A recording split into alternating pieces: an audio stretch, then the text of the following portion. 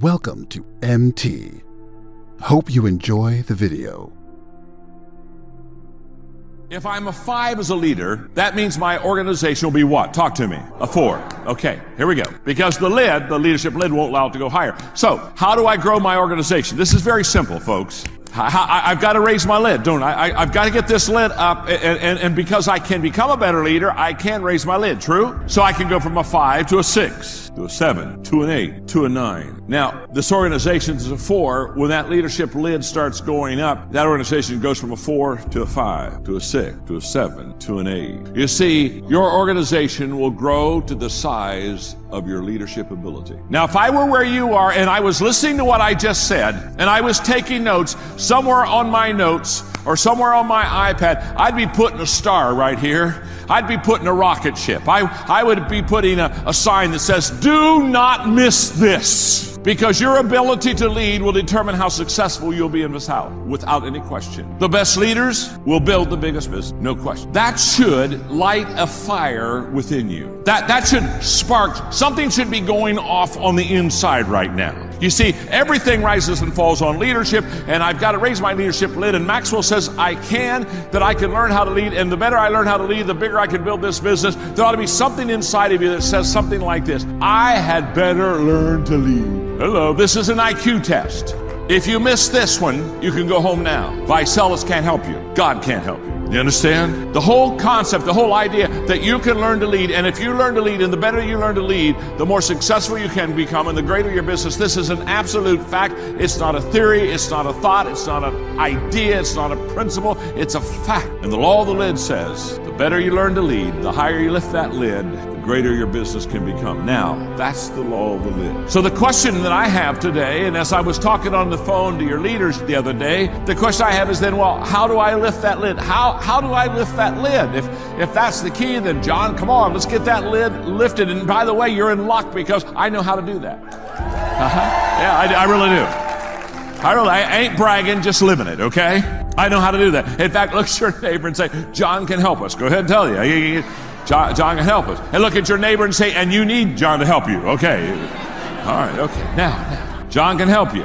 Trust me on this. I know how to lift the lid. Now, to help you lift the lid, let me teach you the rule of 5. Now, the rule of 5 I can teach for 2 hours. So understand, I'm going to try to do this in 3 minutes. But I can with you because you're smarter than these other organizations. You understand? Okay, all right.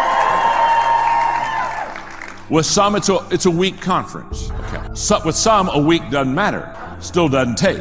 Okay. If you want to be mentally tougher, be tougher. That's it. There's no mystery there. The things that are hard to do, that take mental toughness, do them. You don't feel like doing the work that you're supposed to do it anyways. You don't feel like getting up early in the morning, get up early in the morning. You don't feel like spending that 1.5 hours writing for the book that you're trying to write, you write the freaking book that you're supposed to write. That's what you do.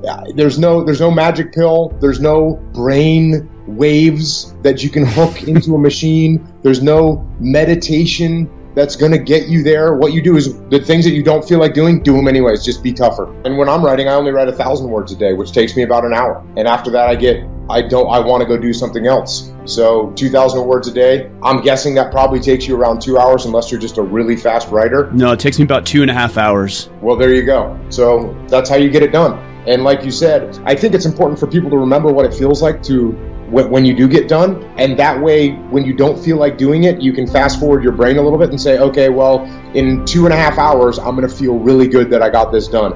And you can add to that fact that in 30 days you're going to have 60,000 words, which is almost a whole book. So think about that and sit your ass down and start writing. Guys that maintain discipline are guys that move on to their next mission. And the guys that lose discipline are the guys that can't find or don't find their next mission. So if you're getting out of the military, what you need to do is figure out what your next mission is going to be. And I don't care what it is, whether you're going to build a house, whether you're going to start a nonprofit organization, whether you're going to get a job, whether you're going to make a bunch of money doing that job, whether you're going to go and walk around the world with a backpack feeding people. Whatever it is your next mission is going to be, that's what you need to do, because I think that mission will reveal the path that you need to be on. And military guys can tap into the fact that they know what it takes to be disciplined. They can tap back into that to accomplish their next mission, as long as they figure out what that next mission is going to be.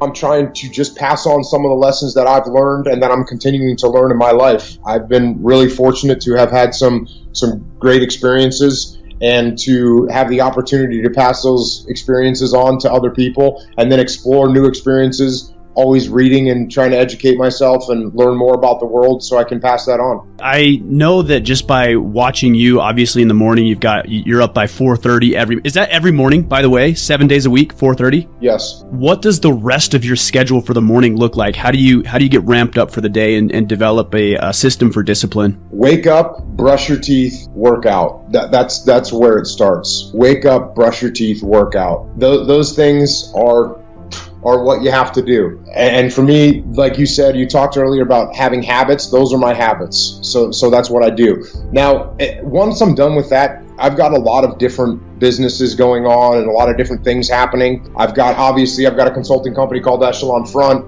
where we go around and work with companies all over the world now, which is awesome. So I have to talk to clients, return calls to clients, email clients, look through information that they've sent me. So I have to do that. I have to write each day. I have to prepare for the podcast that I do, which takes a lot of time to prepare for. And of course, I have to do jiu-jitsu and surf, which are very important things. And then I got a family, so I spend time with them. That's what my day is. My day is just get up and go and get the things done that I know I need to get done. I'll say it again. You will never see a U-Haul behind a hearse. You can't take it with you. The Egyptians tried it, and all they got was robbed. So the question is, what are you going to do with what you have? I'm not talking about how much you have. Some of you are business majors. Some of you are theologians, nurses, sociologists. Some of you have money. Some of you have patience. Some of you have kindness. Some of you have love. Some of you have the gift of long suffering. Whatever it is, whatever your gift is, what are you going to do with what you have? All right, now here's my last point about failure. Sometimes it's the best way to figure out where you're going. Your life will never be a straight path. I began at Fordham University as a pre-med student. I took a course called cardiac morphogenesis. I still can't say it. Cardiac morphogenesis. I couldn't read it. I couldn't say it. I sure couldn't pass it. So then I decided to go into pre-law, then journalism. And with no academic focus, my grades took off in their own direction. Yeah, down. I was a 1.8 GPA one semester, and the university very politely suggested that it might be better to take some time off. I was 20 years old. I was at my lowest point. And then one day, and I remember the exact day, March 27th, 1975, I was helping my mother in her beauty shop. My mother owned a beauty shop up in Mount Vernon. And there was this older woman who was considered one of the elders in the town. And I didn't know her personally, but I was looking in the mirror, and every time I looked at the mirror, I could see her behind me, and she was staring at it. She just kept looking at me. Every time I looked at her, she kept giving me these strange looks. So she finally took the dryer off her head and she said something I'll never forget. First of all, she said, "Somebody give me a piece of paper. Give me a piece of paper." She said, "Young boy, I have a prophecy, a spiritual prophecy." She said, "You are going to travel the world and speak to millions of people." Now mind you, 20 years old, I'm flunked out of school. In fact, like a wise ass, I'm thinking to myself, maybe she's got something in that crystal ball about me getting back into school next fall. But maybe she was on to something, because later that summer, while working as a counselor at the YMCA camp in Connecticut, we put on a talent show for the camp. And after the show, another counselor came up to me and asked, "Have you ever thought about acting? You're good at that." So when I got back to Fordham that fall, I got in, I changed my major once again for the last time. And in the years that followed, just as that woman prophesied, I have traveled the world, and I have spoken to millions of people through my movie. Millions who up till this day couldn't see me. Who up till this day I couldn't see while I was talking to them, and they couldn't see me. They could only see the movie. They couldn't see the real me. But I see you today, and I'm encouraged by what I see, and I'm strengthened by what I see, and I love what I see. Thank you for watching our video. Check out our other motivational videos that will help you turn your life in positive direction.